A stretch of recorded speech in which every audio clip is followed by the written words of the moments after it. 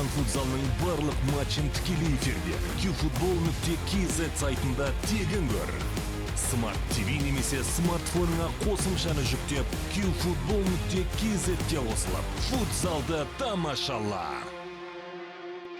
Армысыздар, құрметті көрермен, назарларыңызда футзалдан Қазақстан чемпионаты 21 тур аясында дәл қазір сіздермен кезекті ойынды тамашаламақпыз. Шымкент Ордабасы.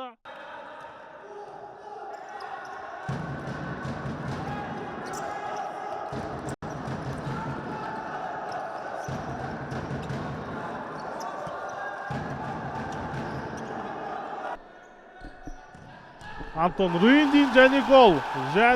Бұл голдың авторы Нұрхан Байзақов. Бұрыштамадан келген тамаша соққыны Нұрхан Байзақов қарсылас қақпасына тулатты. Нұрхан Байзақовқа тамаша пас шығарып келген білеміз. Бондаренко, ал қарымта шабуылда гол соғуға керемет мүмкіндік бар бұл жерде. Гол болған екен. Леандерсон есепті теңестірді. Бірінші кезеңнен қақпасына гол жіберіп алғаннан кейін шабуыл тоқтатпаған Аят жігіттер осылайша есепті теңестіріп кетті. Есеп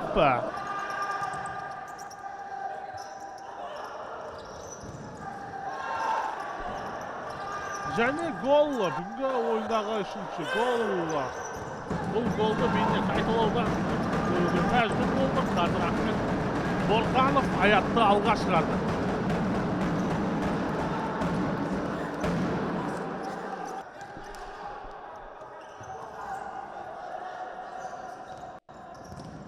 Ал есеп 3-1.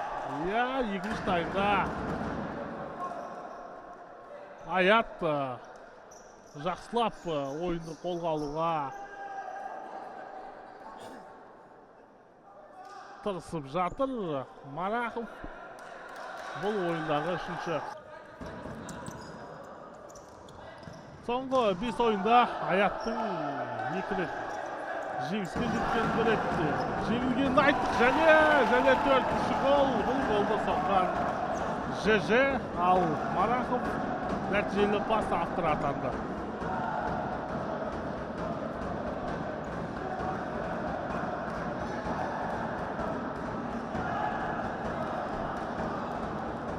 Осылайша қазір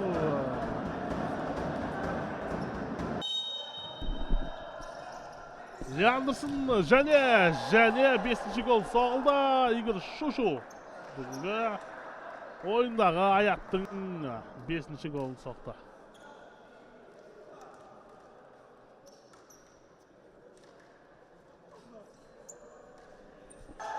Аят бүгінгі ойында жеңіске жету арқылы турнирлік кестедегі ұпайын одан әрі жинай түсуде.